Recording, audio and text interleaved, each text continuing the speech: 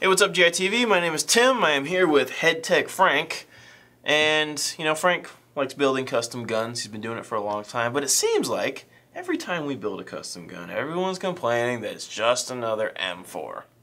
M for this, M for that, build something different. So recently, Frank has been building some different things. You'll remember the Battle Hog, which is made off of an AK, really cool looking AK. And now we have another custom-made gun that is not an M4. This is made off of a VFC SCAR, and as you can see, we have a PWS SRX rail system on here.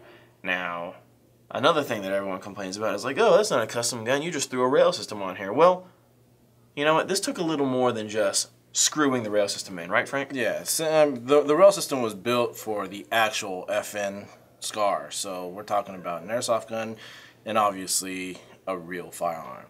So a lot of times parts don't exactly work. Now with the M4s, it's real easy because as long as the threading is correct, It'll usually work. It'll screw right on. With this, there's an adapter piece that the rail actually bolts onto.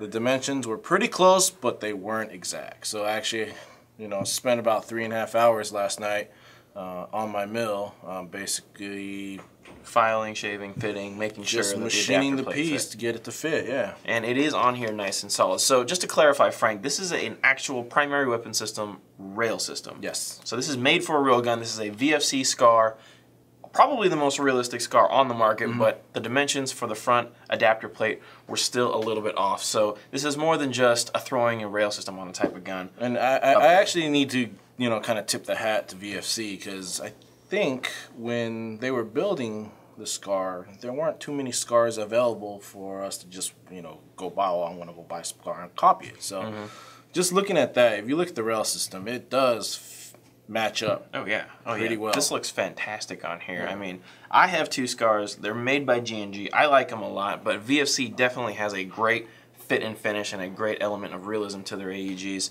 And this PWS rail system on here looks fantastic.